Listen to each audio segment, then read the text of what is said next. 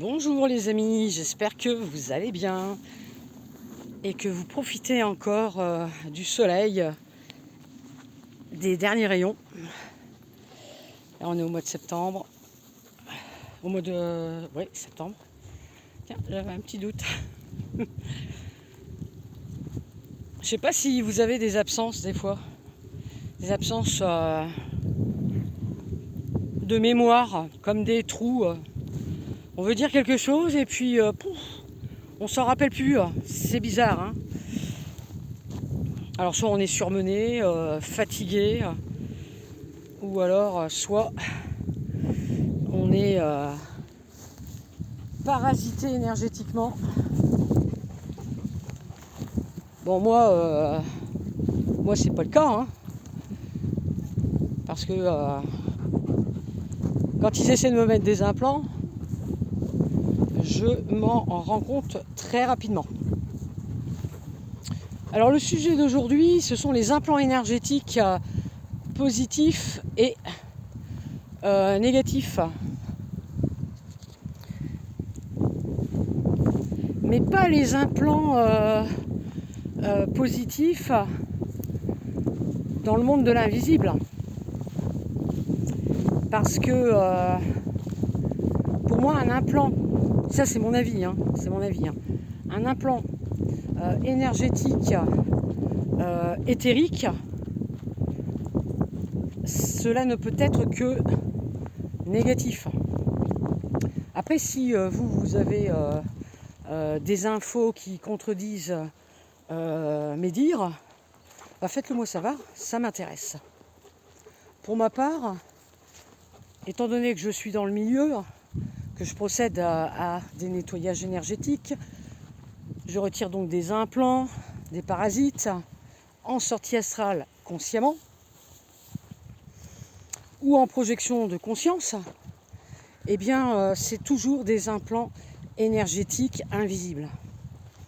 Voilà, posés par des entités, des êtres de multiples dimensions, inférieures et involutives. C'est pas vraiment pour notre bien. Les implants énergétiques positifs, eh bien par exemple là ils sont plutôt matériels, c'est-à-dire on va vous abduquer et on va vous poser quelques implants un peu partout dans le corps qui seront visibles sous radio scan et IRM. Par exemple pour neutraliser une maladie ou alors qui n'est pas prévue sur le chemin de vie, ou alors pour favoriser une télépathie avec les êtres qui vous ont posé donc ces implants, favoriser également et accélérer l'ouverture du troisième œil, la sortie en astral, parce que tout se passe au niveau du troisième œil, hein, c'est une porte multidimensionnelle, le troisième œil. Et donc, là ok, je suis d'accord pour les implants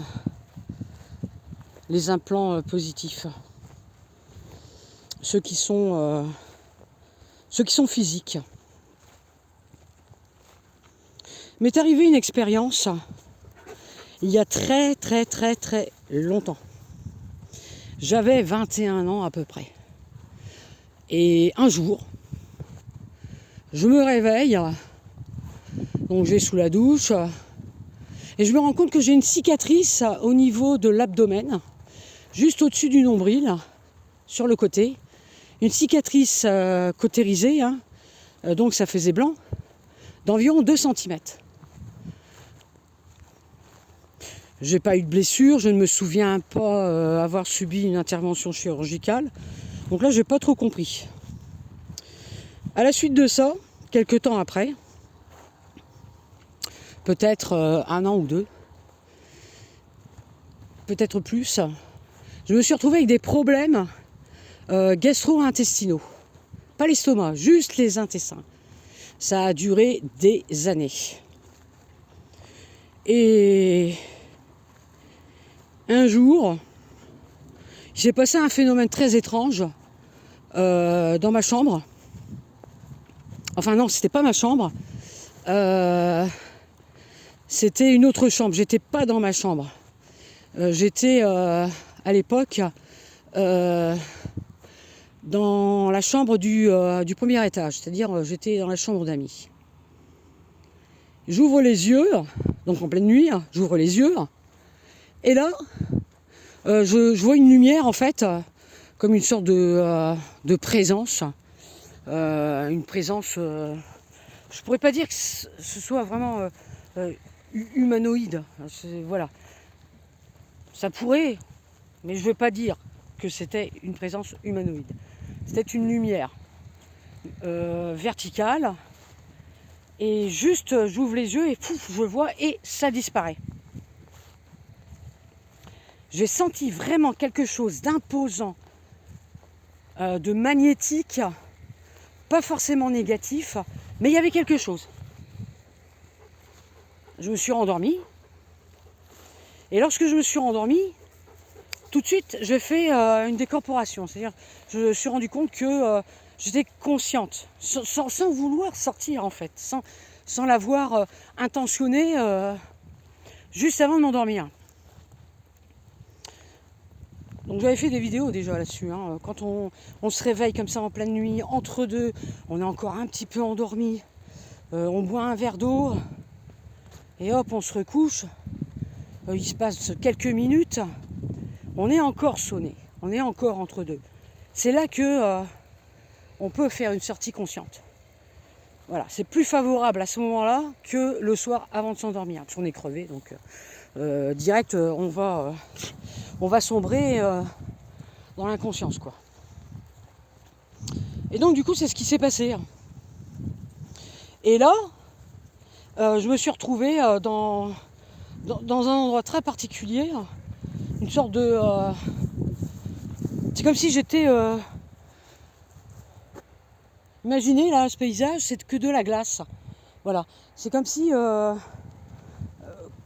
lac gelé, voilà. C'est comme si... je cherche mes mots, excusez-moi. Comme si en fait, c'était un lac gelé, voilà. Et je me trouve à marcher sur ce lac gelé. Enfin, je marchais pas, mais je flottais en fait. Voilà, je survolais, voilà. Je survolais.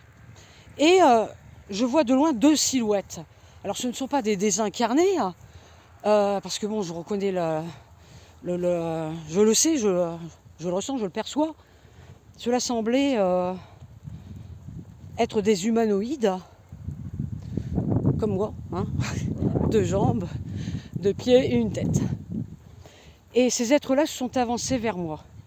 Et étrangement, vous voyez, quand il fait très chaud sur la route, vous voyez les perturbations avec la chaleur, comment ça fait, et bien ça faisait la même chose. Sur de la glace, c'est plutôt bizarre. Donc il y avait quelque chose, soit sous la glace, de très puissant, soit c'est mon énergie que je percevais, ou soit c'est ces êtres qui étaient à une cinquantaine de mètres de moi, qui dégageaient cette énergie.